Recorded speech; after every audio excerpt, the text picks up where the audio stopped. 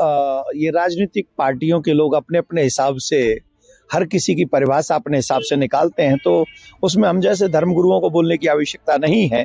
परंतु हमारे शास्त्र कहते हैं धर्मो रक्षति रक्षिता, आप अपने धर्म की रक्षा करिए। सनातन धर्म क्या है, हिंदुत्व कहते किसको है, हिंदू धर्म क्या है, इस बात को जाने बगैर हम लोग कोई भी टिप्पणी करें तो मुझे लगता है कि जैसे अगर मुझसे कोई कहे कि राजनीति के विषय में कुछ कहो जिसके विषय में जानता ही नहीं, उसके विषय में मुझे बोलने के लिए कहा जाएगा तो मैं कुछ गलत ही बोलूंगा। वैसे ही जो धर्म के विषय में कुछ जानते नहीं है, धर्म सबको समान दृष्टि से देखता है, इसमें संशय नहीं है। लेकिन उसी धर्म को मानने वाले रावण, हिरण्यकश्यपु, हिरण्याक्ष, कंस इत्यादि जो लोग थे, उनका भी वध तो सनातन धर्म में जिसको ईश्वर माना जाता है उन्होंने किया है। उसके पीछे रीजन क्या था? उसके पीछे रीजन था कि माँ नहीं माता पिता नहीं देवा साधु सर करवा वही सेवा जिनकी आचरण भवानी ते निश्चर सब जानो प्राणी।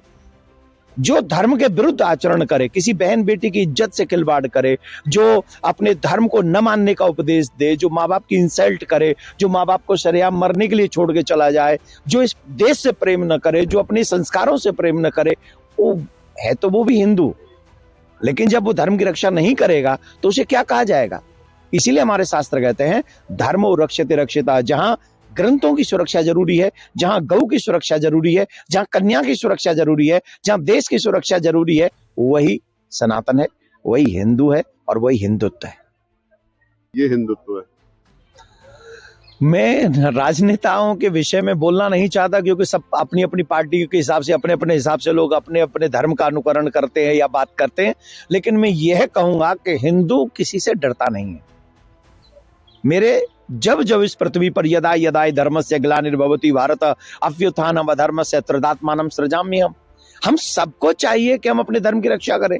और रही बात, आप जिस जगह पे हो उस जगह पे रह के इस देश और धर्म, आप लोगों को ये चाहिए सबसे पहले ये फील कराएं, सभी पार्टियां ये फील कराएं कि इस देश में हिंदू सुरक्षित है, हिंदू की बहन बेटी सुरक्षित है, हिंदू की जिसे हिंदू गौ माता कहते हैं वो सुरक्षित है, हिंदू की परंपरा सुरक्षित है। ये सभी पार्टियों के लोगों को जो हम लोगों पे शासन तो करना चाहते हैं लेकिन हमें सुरक्षित नहीं करना चाहते, कैसे काम चलेगा? आप हमें सुरक्षा की फीलिंग दीजिए।